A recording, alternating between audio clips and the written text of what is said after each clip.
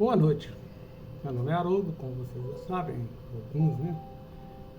Hoje são 27 de 5 de 2025, ontem foi aniversário da minha filha, Aline.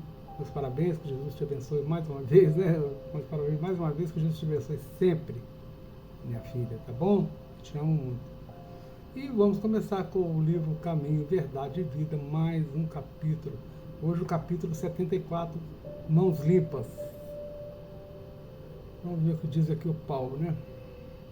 E Deus, pelas mãos de Paulo, fazia maravilhas extraordinárias. Atos dos Apóstolos 19, 11. Vamos lá, né? O que diz agora o Emmanuel. O Evangelho não nos diz que Paulo de Tarso fazia maravilhas, mas que Deus operava maravilhas extraordinárias por intermédio da mão dele. O Paulo, muita gente pensa que ele foi, vamos dizer assim,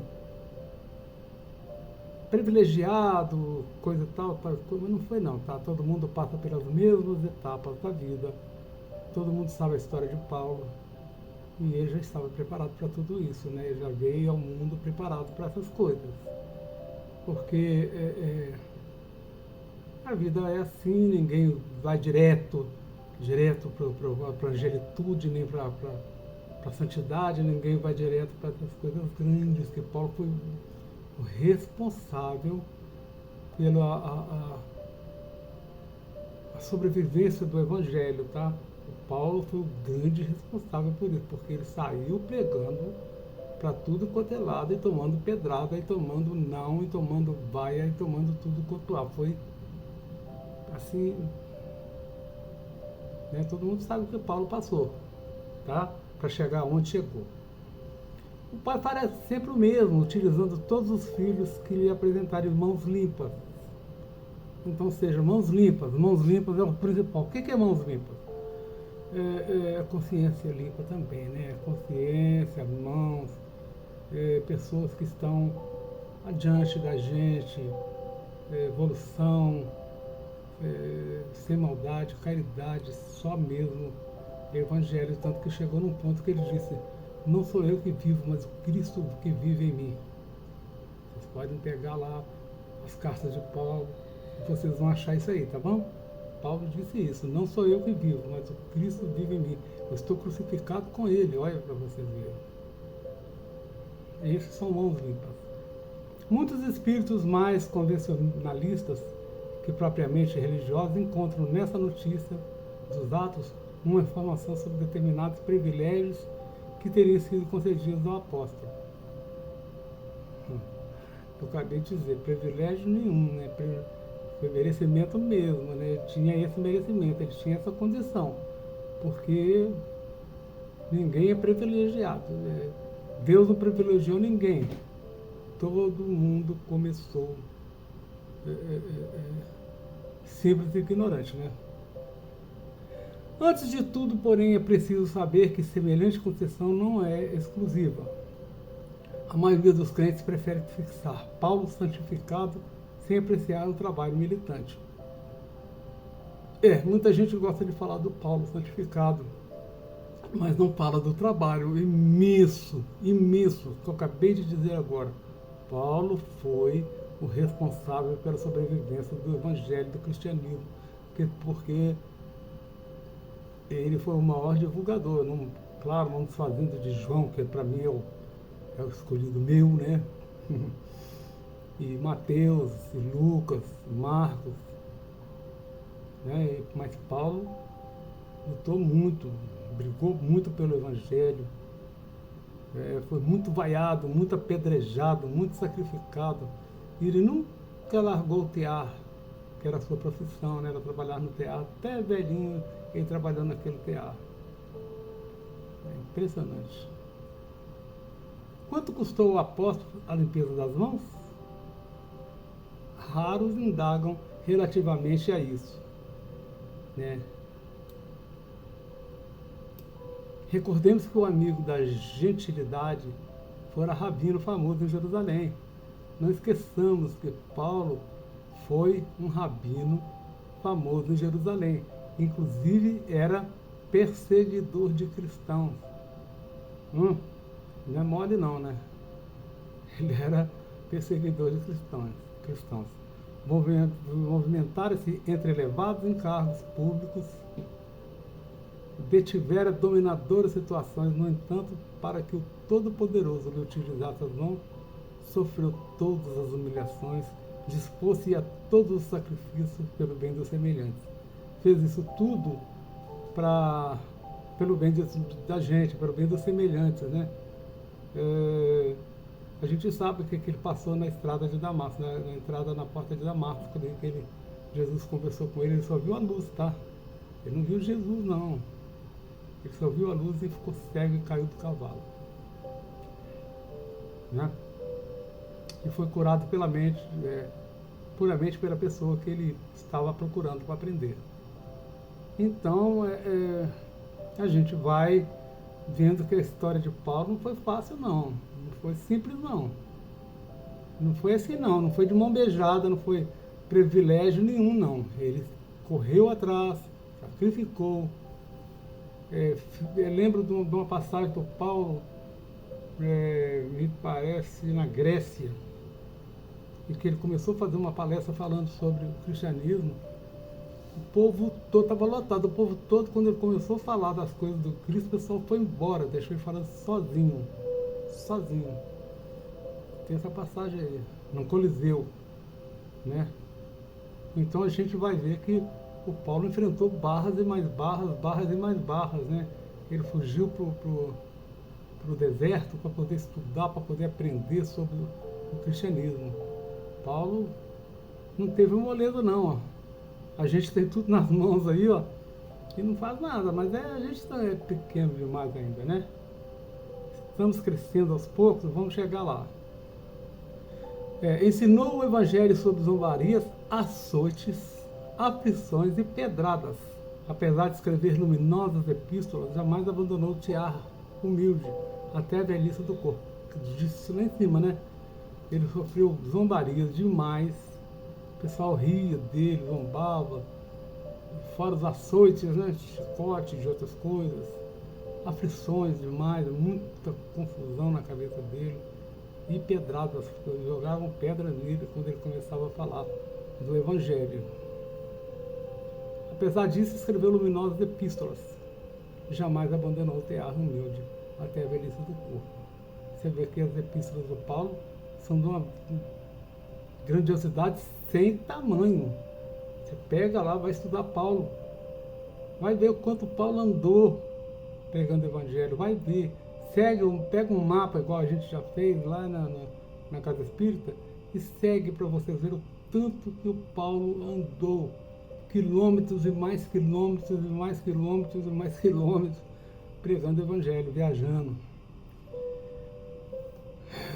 Considera particularidades do assunto e observa que Deus é sempre o mesmo Pai, que a misericórdia divina não se modificou, mas pede mãos limpas para o serviço edificante junto à humanidade. Deus é o mesmo Pai, misericordioso, justo e bom. O que Ele nos pede? Mãos limpas, ou seja, consciência, melhorias, né? Consciência limpa, evolução, né? Para que a gente siga esse caminho tão brilhante aí quanto o do Paulo, né? Tal exigência é lógica e necessária, pois o trabalho do Altíssimo deve resplandecer sobre os caminhos humanos.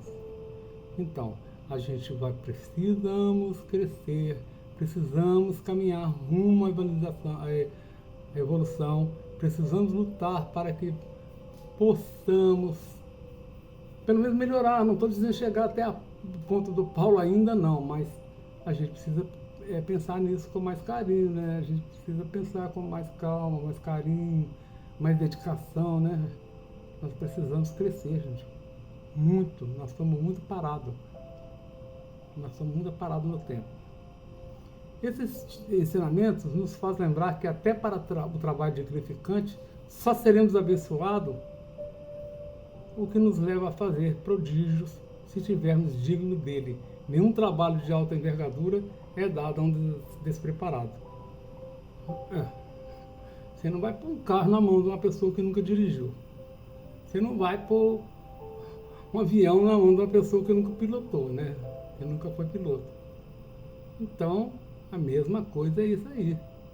Tem que estar preparado, tem que estar pronto, tem que estar moldado para isso, né? Tem que estar esmerilhado nesse assunto, né? Quando Deus e Cristo e os Espíritos superiores percebem em nós a disposição para o trabalho, servem-se de nós como instrumento para um trabalho de ordem superior. Ou seja, à medida que a gente vai trabalhando para o bem, e a gente vai purificando, melhorando, pensamentos mudam, consciência muda, a gente está mais tranquilo, mais alto. Jesus e Deus nos dão trabalhos superiores, de ordem superiores. Por isso que nós estamos sempre batendo nessa mesma tecla, né? Estejamos preparados, pois o trabalho deles não pode ficar à mercê de nossas limitações não superadas. Então todo trabalho deve ter um preparo, entendendo que somos apenas um instrumento das maravilhas de Deus. E quando a gente tiver um trabalho muito bom, maravilhoso, que estivesse começando a fazer essas coisas, a gente entender que nós não somos nada não, o trabalho não é nosso, nós somos ferramentas, instrumentos, tá bom?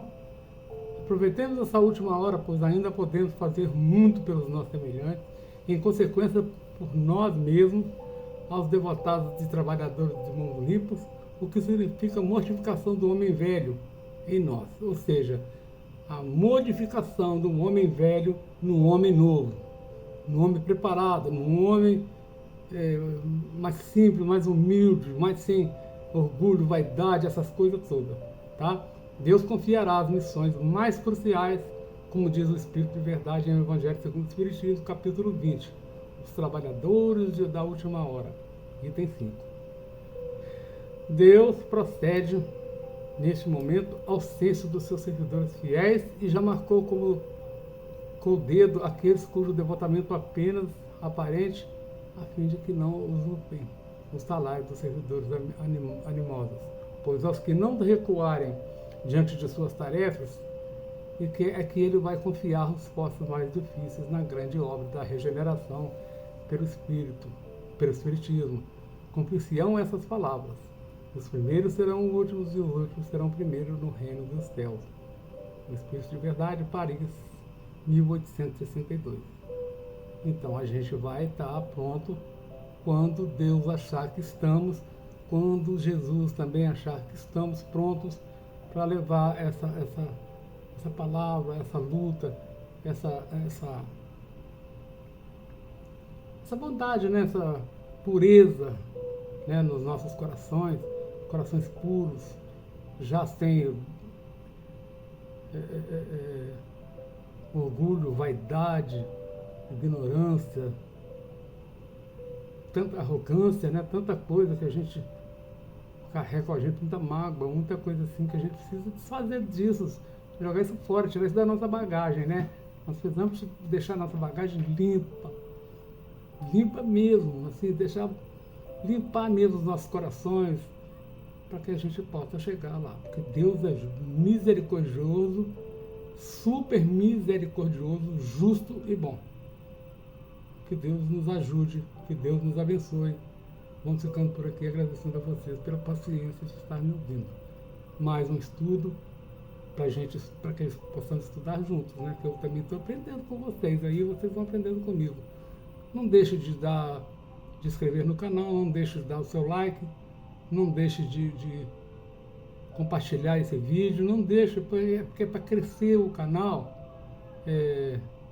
Porque esse canal não visa dinheiro, não visa lucro. Esse canal é só para divulgar mesmo as coisas do Espiritismo, coisas religiosas, tá bom? Até semana que vem, se Deus assim nos permitir, Ele vai nos permitir, eu acredito. E estamos aí. Beijo no coração de todos, fiquem com Deus.